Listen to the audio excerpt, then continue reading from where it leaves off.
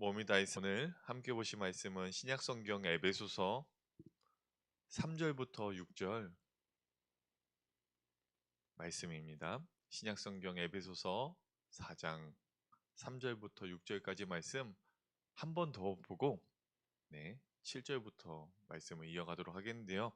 오늘 6절 말씀을 통해 고민했는데 한 번 더 보고 넘어가도록 하겠습니다. 3절부터 6절 다 함께 한 목소리로 합독하겠습니다. 시작. 평안에 매는 줄로 성령의 하나 되게 하신 것을 힘써 지키라. 몸이 하나이요 성령이 하나이니 이와 같이 너희가 부르심의 한 소망 안에서 부르심을 입었느니라. 주도 하나이요 믿음도 하나이요 세례도 하나이요 하나님도 하나이시니 곧 만유의 아버지시라. 만유 위에 계시고 만유를 통일하시고 만유 가운데 계시도다. 아멘. 오늘 본문 말씀, 특별히 6절 말씀을 중심으로 교회의 하나됨을 지키라 세 번째 시간입니다. 사실 제가 고민했습니다. 여기 강단에 올라오기 전까지 오늘 말씀을 통해 삼위일체 하나님에 대해 언급을 해야 되나 말아야 되나 고민하다가 그래도 우리 새벽 예배 나오시는 성산의 성도님들은 우리 주일에 한 번 나오는 성도님들이랑 영적인 수준이 다르기 때문에 충분히 이것들을 언급하고 넘어가도 좋을 것 같다. 충분히 이것들을 잘 받아들이시겠다라는 생각으로 오늘 말씀을 전하도록 하겠습니다. 오늘은 하나됨을 힘써 지키는 이유가요. 다른 것이 이제 3절부터 6절까지 7가지 하나가 나왔었어요. 한번 정리해 볼까요? 한 몸으로 부르심을 받았는 너희는 지체이기 때문에 너희는 하나됨을 힘써 지켜야 돼.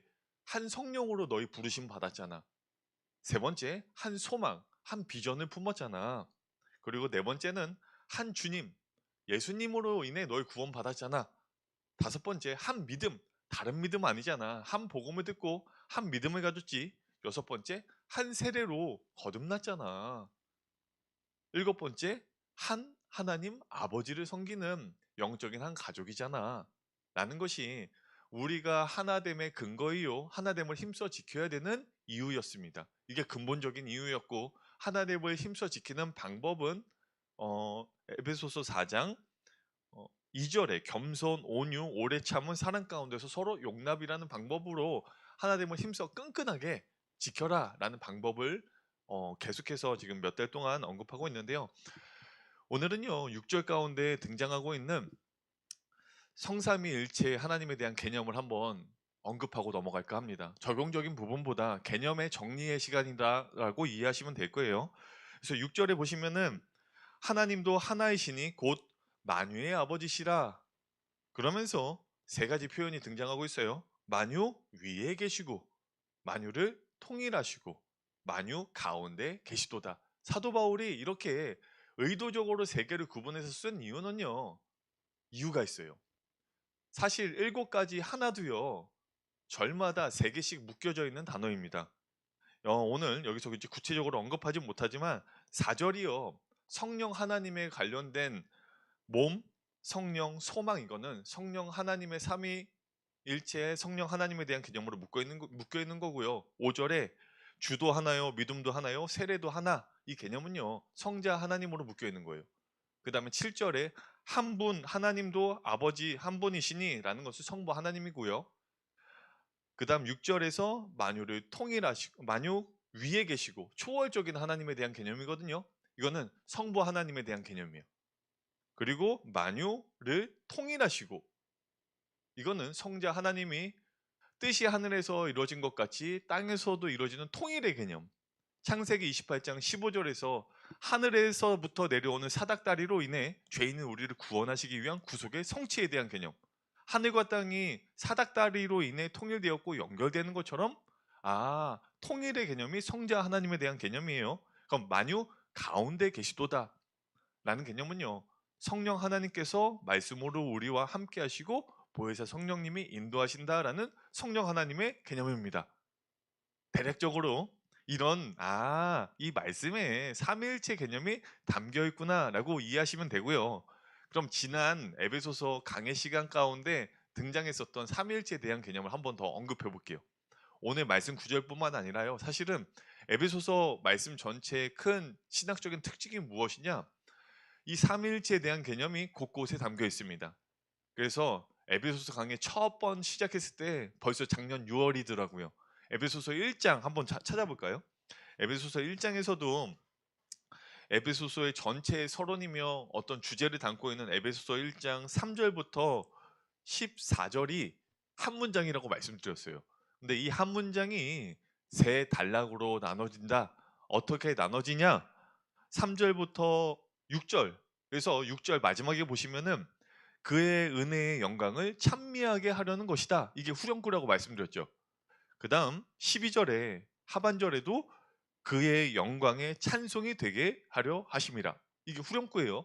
그러면은 마지막 후렴구 몇 절에 나올까요? 14절에 나오겠죠. 14절 후렴구 그의 영광을 찬미하게 하려 하심이라. 이렇게 사도 바울은 세 단락으로 나누고 있는데 여기도 세 개네요. 세 단락으로 나누는 기준이 그냥 사도 바울이 삶을 좋아해서 세 단락으로 나눴을까요? 아니면 제가 언급한 것처럼 성부, 성자, 성령 하나님의 개념이 담겨져 있을까요? 담겨져 있겠죠. 그래서 한번 복습의 차원에서 PPT 이 세 단락으로 나눠진 그 개념이 네, 그 다음 표 보여주시겠어요? 표? 성부, 성자, 성령, 하나님 에베소서 1장의 개념. 네, 에베소서 1장. 그래서 3절부터 6절까지는요. 성부 하나님에 대한 개념이었고요. 표가 아직 이거는 그냥 다시 내려주세요. 3절부터 6절은 성부 하나님에 대한 것. 그 다음에 7절부터 12절은 성자 하나님. 그 다음에 13절부터 14절은 성령 하나님의 사역에 대해서 말씀하고 있습니다. 그래서 성부 하나님의 사역의 가장 대표적인 말씀으로 4절이었죠. 곧 창세전에 그리스도 안에서 우리를 택하시고 5절에 그 기쁘신 뜻대로 우리를 뭐 하셨다? 예정하셨다. 아, 성부 하나님의 사역은 우리를 택하시고 예정하신 구속의 계획이었습니다. 계획. 그렇죠? 그 다음 성자 하나님의 사역의 대표적인 말씀은 에베소서 1장 7절이었어요. 7절 제가 읽어볼게요. 우리가 그리스도 안에서 그의 은혜의 풍성함을 따라 그의 피로 말미암아 뭐? 구속, 곧 죄사함. 아, 성자 하나님의 구속의 사역의 가장 대표적인 말씀이 7절이고 다른 것이 아니라 구속, 곧 죄사함. 십자가에서 그 구속의 계획을 성취하신 사역이에요. 아, 성부 하나님은 구속을 계획하신 분, 예정하고 택하신 분. 성자 하나님은 그 구속을 이루신, 성취하신 분. 어디서? 십자가에서. 어떻게? 구속, 곧 죄사함. 그의 피로 말미암아. 그럼 성령 하나님은요. 성령 하나님에 대한 대표적인 말씀이 13절이에요. 13절. 13절 같이 읽어볼까요? 이 말씀. 시작. 그 안에서 너희도 진리의 말씀, 곧 너희의 구원의 복음을 듣고 그 안에서 또한 믿어 약속의 성령의 인치심을 성령 하나님의 사역은 이 구속의 계획과 구속의 성취인 복음, 진리의 말씀, 구속의 복음이 우리에게 들려졌을 때 이것을 믿어지게 하시는 인치심의 사역이구나. 이것이 성령 세례고 이것이 성령 충만이구나. 그래서 성령 충만, 성령 세례는 방언과 은사와 그 어떤 신비한 것들을 체험하는 것이 아니라 복음이 들려질 때 믿어지게 하시는 것이 성령님의 역사구나. 이게 인치심의 사역이구나. 그래서 우리는 택하심이 먼저 믿어지는 것이 아니라 우리의 예정이 먼저 믿어지는 것이 아니라 하나님 편에서는 성부 하나님의 계획과 성자 하나님의 2000년 전 십자가의 구속이 믿어지는 것이 아니라 우리 편에서는 하나님 편에서는 계획과 성취와 적용, 완성이지만 우리 편에서는 먼저는 복음이 들려질 때 성령님의 믿어지게 하시는 성령님의 역사로 2000년 전 십자가의 사건이 나를 위한 사건이고 내가 나를 위해 2000년 전 십자가에 죽으신 그 예수님을 보내주신 나의 구원을 계획하시고 택하신 예정과 택하심이 믿어지는 것입니다. 그래서요, 예정은요, 어떤 교리의 싸움과 논리의 싸움이 아니에요. 왜 예정으로 인해 교파가 갈라지고 교단이 갈라지느냐? 그들은 믿어지지 않기 때문에. 성령님의 인치심의 역사로 2000년 전 십자가의 사건이 단지 역사적인 사건, 일어났었던 사건으로만 여길 뿐이지 나를 위한 사건으로 적용되고 인치심의 사역이 없기 때문에 결국 예정과 택함까지도 믿어지지 못하는 것입니다. 삼일체도요, 구속사적인 관점에서 구속의 계획과 성취와 내 안에서 들려졌을 때 인치심, 적용, 완성이라는 이것이 신앙의 체험이지 이론이 아니에요.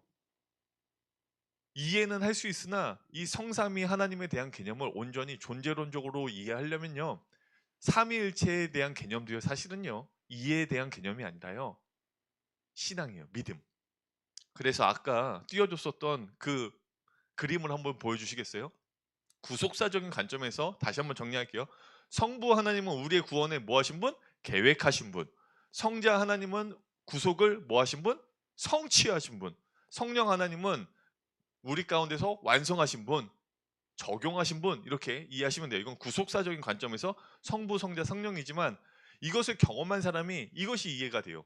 이거는 존재의 의미예요. 존재론적인 삼위일체에 대한 개념인데, 성부 하나님과 성자 하나님과 성령 하나님은 같아요, 달라요? 요거 안으로 본질로서는 같아요. 그러나 삼위 일체, 삼위는 세 개의 인격이라는 소리예요. 세 개의 인격은 같지 않습니다. 성부 하나님과 성자 하나님은 같아요, 달라요? 달라요. 성자 하나님과 성령 하나님은 같아요, 달라요? 달라요. 성령 하나님과 성부 하나님은 같아요, 달라요? 달라요. 근데 어떻게 같느냐? 본질로서 같아요. 우리가 오해하고 있는 부분이 뭐냐? 성부 하나님이 육신을 입고 온 것이 성육신이 아니라요. 다시 띄워주시겠어요? 본질, 그는 근본 하나님의 본체시나 하나님과 동등됨을 여기지 않고 말씀이 육신이 되어 오신 것, 이게 성육신이에요. 이게 성육신. 근데 성부 하나님이 육신을 입고 오셨다라고 하면은 양태론적인 잘못된 삼위일체 사상에 빠집니다. 이 양태론적인 잘못된 사상에 빠진 이단 단체들이 너무 많아요. 지방교회부터 시작해서 다락방도 마찬가지. 그래서 영접을 예수 그리스도를 내 안에 모셔드리는 것, 또 성령 내주를 성령님이 내 안에 모셔드리는 것, 즉 성자 하나님과 성령 하나님을 동일시로 생각하고 있는 오류를 범하기 때문에 잘못된 교리가 거기서 파생된 거고, 이상한 인도함으로 그 단체들이 이상하게 빠질 수밖에 없는 이유가 결국 삼일체에 대한 잘못된 양태론적인 개념 때문입니다. 즉 양태론에 대한 잘못된 개념은, 예를 들어 이건 잘못된 개념이에요. 저는 한 사람인데 저는 집에 있으면 아버지입니다. 교회에 있으면 부목사예요. 대학원에 가면 대학원생이에요. 저 한 사람이 각각 위치에 있을 때 다른 기능만 달라지는 것은, 이런 식의 삼일체를 설명하는 것은 잘못된 표현이에요. 그러면은 인격체로서 저는 하나잖아요. 한 인격체가 가는 역할만 다를 뿐이지 한 인격이죠. 근데 성경적인 삼일체는 세 위격이에요. 인격. 성부 하나님, 성자 하나님, 성령 하나님, 각각 인격이 다르기 때문에 이런 표현은 잘못된 양태론적인 표현이에요. 어떤 기능적으로만 나는 거예요. 또 양태론적인 삼위일체에 대한 개념을 설명하는 잘못된 예 중에 하나가 뭐냐면 물이에요. 물이 0도씨 이하에 있을 때 얼음으로 있고 고체로 있죠. 0도씨와 100도씨 사이에서는 액체로 있어요. 100도씨 이상에서는 뭐로 있어요? 기체로 있어요. 화학 구성 성분은 똑같으나 어떤 환경에 있느냐에 따라서 고체냐, 액체냐, 기체냐 달라지는 것처럼 성삼위 하나님을 이렇게 표현하는 건 잘못된 표현이에요. 한 사람이 아버지, 부목사, 학생으로 표현한 것도 잘못된 표현이고, 고체, 액체, 기체라고 표현하는 것도 잘못된 표현이다. 아예 달라요. 그렇기 때문에 성부, 성자, 성령 하나님은 구별되어 신학적인 표현이 구분이란 표현을 가지고 구별되지만 본질 하나로서 같아요. 이게 일체예요. 세 개의 인격은 구별되지만 본질로서 같다라는 게 삼일체에 대한 개념입니다. 이 개념을 한번 짚고 넘어가야 좋을 것 같아서 고민하다 왔는데, 새벽 예배 가운데 이런 내용을 나누는 게 맞냐? 오늘 이렇게 잘 들으시는 게 보니까 맞는 것 같습니다. 그래서요. 다시 오늘 본문으로 그러면 에베소서 2장에서도 한번 삼일체에 대한 개념이 나오는 그 말씀 구절 찾아볼까요? 에베소서 2장 18절 볼게요. 에베소서 2장 18절 가운데서도 이 삼일체에 대한 개념이 나옵니다. 18절 같이 읽어보겠습니다. 시작. 이는 저로 말미암아 우리 둘이 한 성령 안에서 아버지께 나아감을 얻게 하려 하심이라. 여기서 저로 말미암아, 저는요 예수님이에요. 예수님, 성자 하나님 예수님으로 말미암아 우리 둘이, 유대인과 이방인이 한 성령 안에서, 성령 하나님 아버지 성부 하나님께 나아감을 얻게 하려 하심이라. 에베소서의 특징입니다. 또 22절도 등장하고 있습니다. 22절도 삼위일체 하나님이 등장해요. 22절 볼게요. 너희도 어디 안에서? 성령 안에서 하나님, 성부 하나님의 거하실 처소가 되기 위하여 어디 안에서 함께 지어져 가요? 예수. 이제 이렇게 콕콕 집어지니까 보이시죠?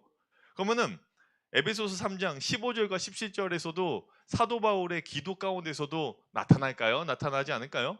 나타나겠죠. 에베소서 3장 15절 보겠습니다. 15절.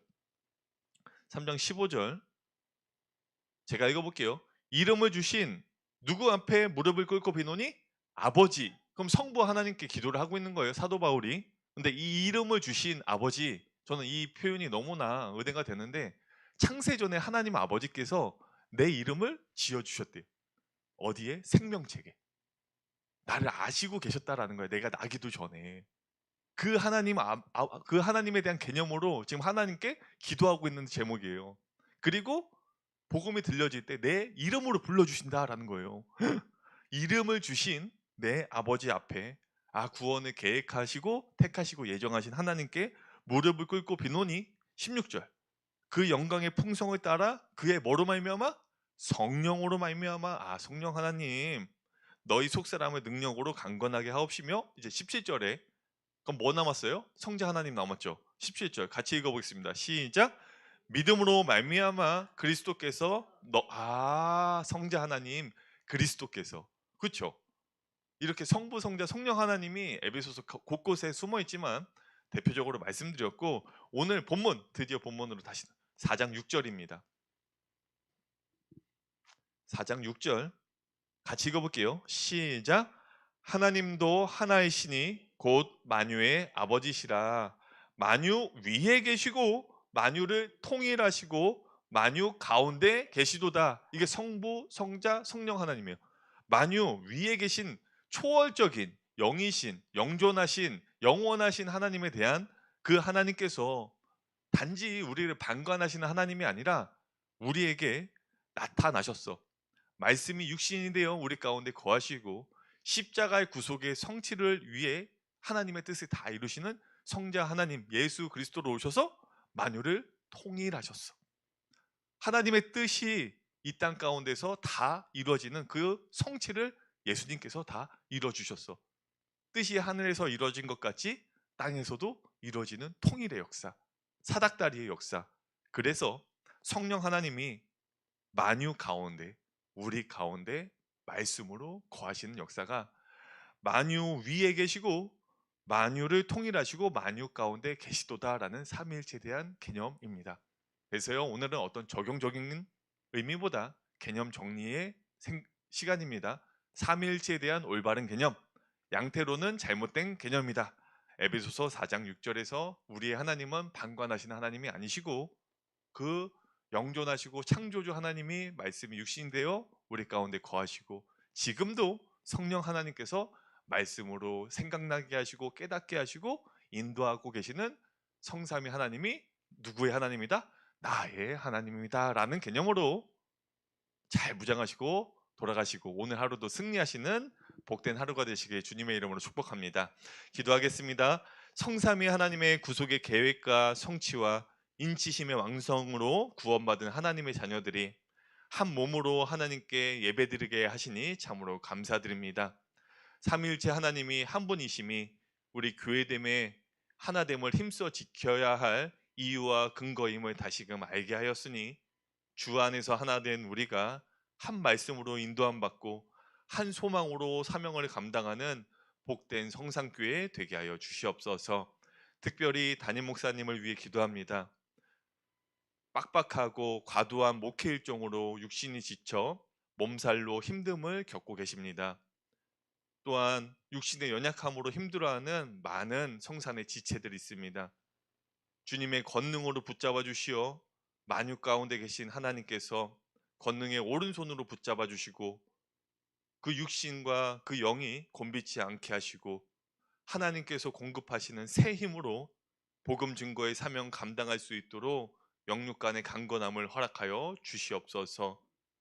복음의 사명 감당할 수 있도록 주님께서 모든 필요를 채워주시고 하루속히 회복되어 그 사명을 감당할 수 있도록 주님께서 친히 역사하여 주시옵소서. 감사드리오며 교회의 머리 대신 우리 구주 예수 그리스도의 이름으로 기도드립니다. 아멘. 다 함께 말씀을 기억하시며 각자의 기도 제목과 특별히 교회와 목사님과 주변에 있는 지체들을 위해 함께 기도하시고 돌아가시도록 하겠습니다.